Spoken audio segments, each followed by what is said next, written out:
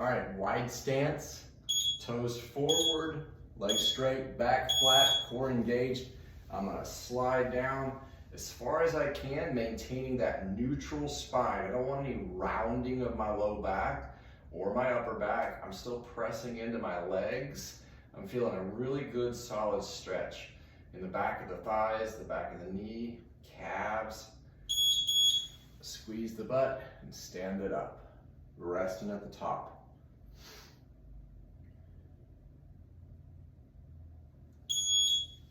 Hinge forward again, still.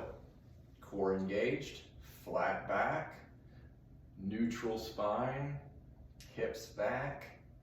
Fantastic stretch, feeling that. I feel like I went a little bit further this time. It's just my second time to do it. Squeezing the glutes, standing it up, and rest.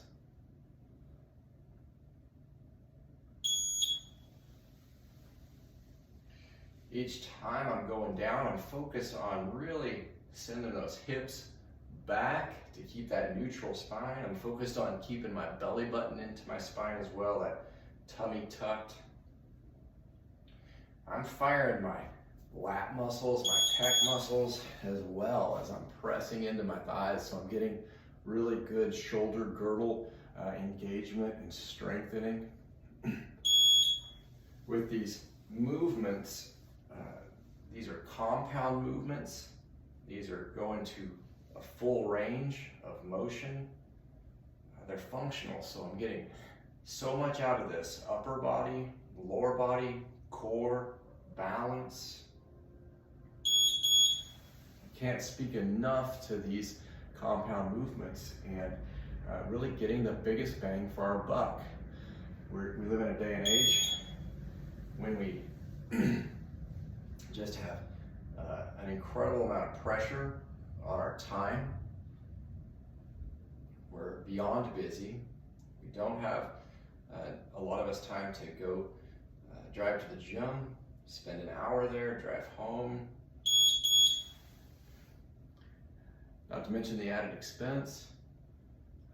But really, it's all about time. It's about time and making the most of it. We're almost done with this workout today.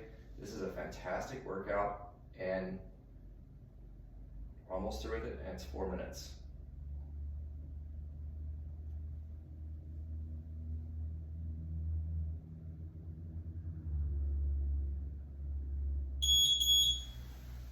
My arm started shaking a little bit as I'm pressing in, so super fantastic.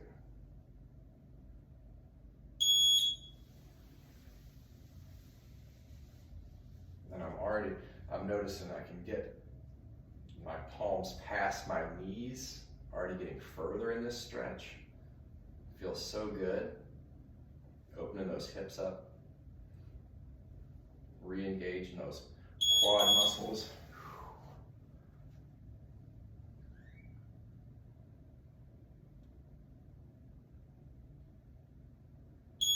Last round.